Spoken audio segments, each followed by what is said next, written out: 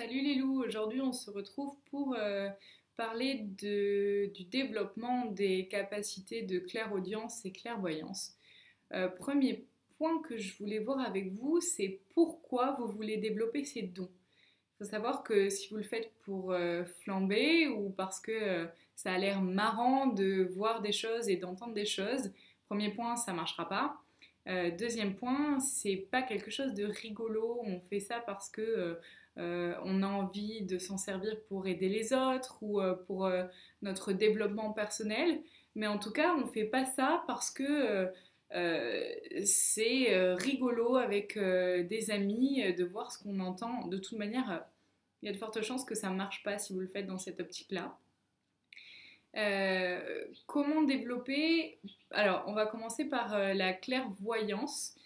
Euh, il faut savoir que avec la clairaudience et la clairvoyance, c'est pas, on ne voit pas comme je vois avec mes yeux physiques en fait.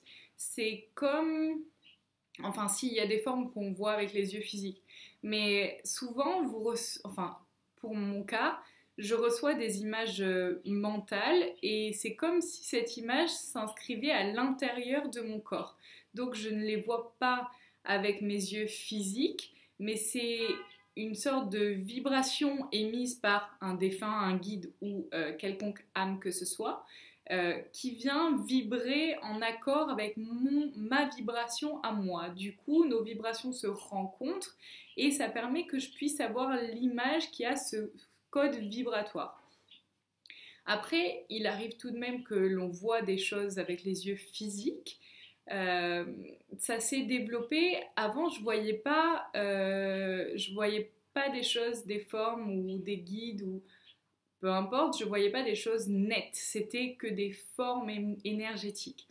J'ai commencé à les sentir du moment où en fait je me suis focalisée sur mes ressentis physiques. C'est-à-dire que je me mettais en méditation, je faisais le vide en moi, chose qui est très importante quand on veut apprendre à recevoir de nouvelles informations. Parce que si votre corps et votre tête sont pleins de sûreté, enfin d'informations dont vous êtes sûr et que au fond de vous, vous pensez que rien ne peut vous surprendre, que vous n'avez rien à apprendre, eh ben, il ne se passera rien dans votre vie parce qu'à partir du moment où votre coupe est pleine, on ne peut pas la remplir plus que ça. Donc il faut d'abord apprendre à vider notre coupe pour qu'elle puisse être re-remplie. Et donc je me mettais en méditation et je me focalisais sur les ressentis physiques que je pouvais avoir. C'est-à-dire des frissons par exemple, ou la chair de poule, ou un petit vent frais, enfin ça dépend, c'est très différent selon les gens. Et donc en se concentrant d'abord sur ces ressentis-là, j'ai par la suite eu des images qui arrivaient dans ma tête, donc par clairvoyance, qui étaient en accord avec ces ressentis-là.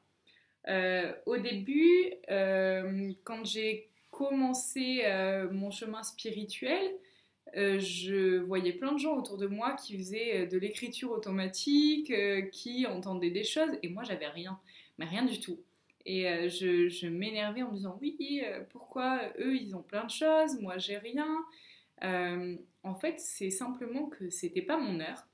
J'avais encore beaucoup de peur, et il faut savoir que tant que vous avez des peurs, vos guides et les autres personnes qui sont là pour vous aider ne feront en sorte en fait que rien n'arrive dans votre vie, parce que tant que vous ne vous êtes pas débarrassé de vos peurs, ça, voilà, rien ne pourra vous arriver, puisque la peur est une sorte de barrière qui, pardon pour le chat, c'est une sorte de barrière qui fait que il ne nous arrive que ce qu'on est capable de surmonter.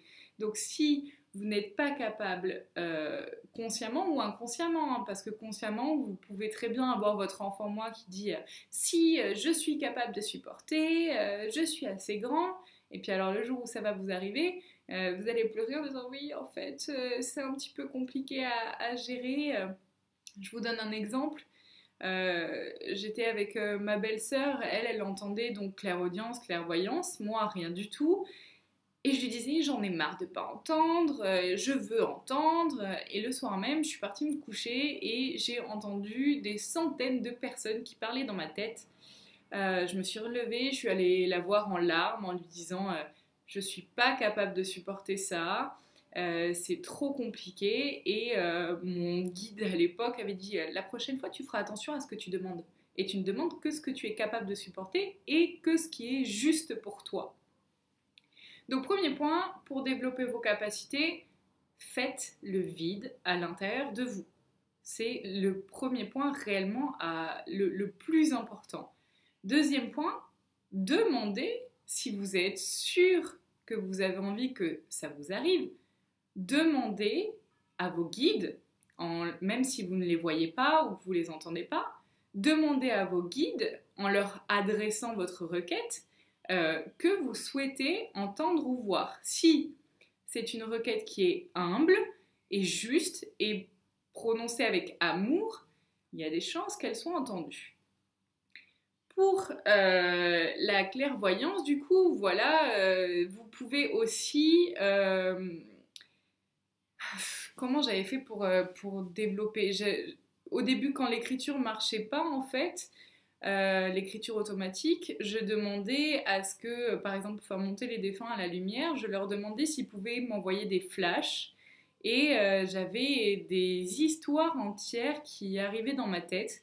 C'est très très important de ne jamais douter de ce que vous recevez.